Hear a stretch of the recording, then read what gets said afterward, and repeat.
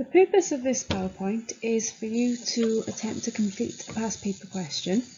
It's split into 3 different sections. In the first section, you're going to be given the exam question, and the aim is that you just try it on your own and you see how far you can get through the past paper question. Hopefully you'll be able to do it all on your own. If you find that you're struggling, then you can move on to section 2, where I'm going to give you a few little hints and some tips on how to perhaps get started, so then you can have another go at the past paper question. And if you're still totally confused, then you can move on to section 3, where I'll go through the whole question in lots of detail. So here's a past paper question on composite functions. You've got 2 different functions, f and g, and you're asked to find and simplify expressions for f, g of x and g f of x. So press pause now and have a go at it on your own first. If you need some hints on how to get started, then I'm going to show you that on the next slide.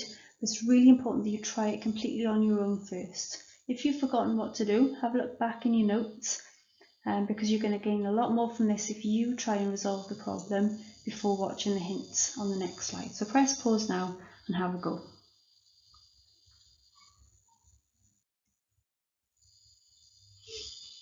So if you're watching this slide, then it means that you've tried the question and you're not quite sure how to get started. So I'm just going to try and give you some hints and tips on how to get started. Now these are called composite functions.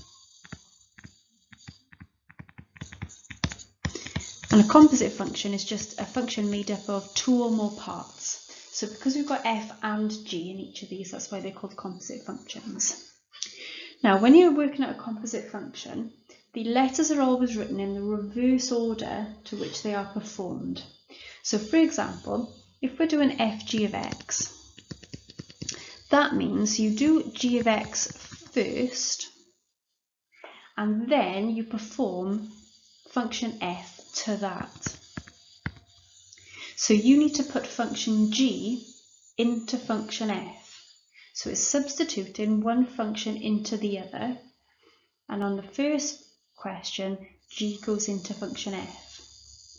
Then when you move on to part b, it's the other way around, gf of x. So in part b, you start with f of x first, and then you put that into function g, you do g to that.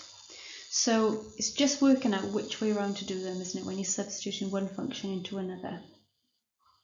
Right, press pause now and have a go at those, see if that's helped.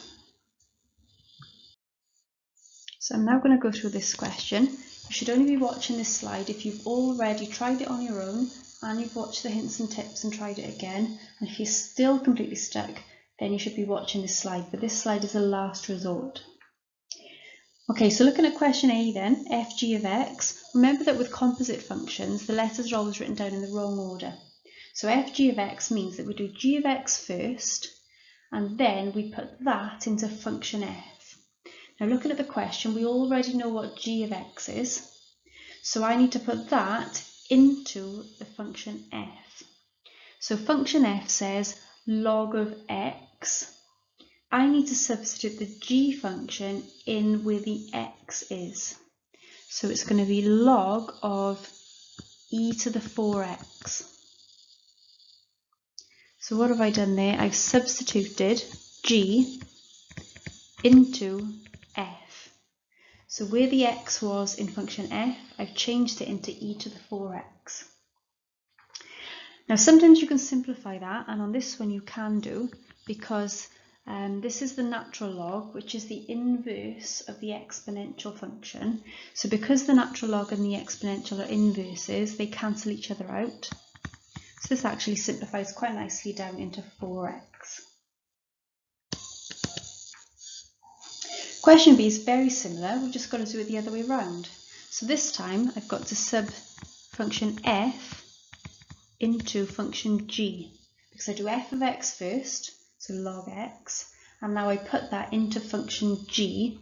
So if I write down g's function, it's e to the 4 times something, and I'm going to put in there log x.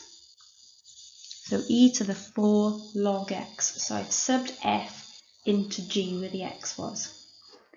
Now I'm going to try and simplify it And I'm noticing that there's an e and a natural log, which have the potential to cancel each other out. But on this one, they don't cancel each other out immediately because the 4 is trapped in between them. If the e and the log were written right next to each other, then they would cancel out. But this e and log has this 4 trapped in between them. So the first thing I need to do is to move that 4. Now I'm hoping that you've remembered that one of the log laws from AS is that if you've got a number in front of a log, you can move it up into the power. So this can be written as e to the log of x to the power of 4.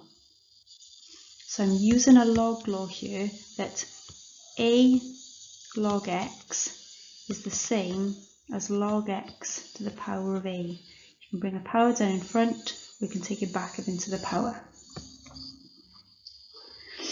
Right, now there's nothing in between the e and the natural log. Now I can cancel them out, and that's going to leave me with x to the power of 4.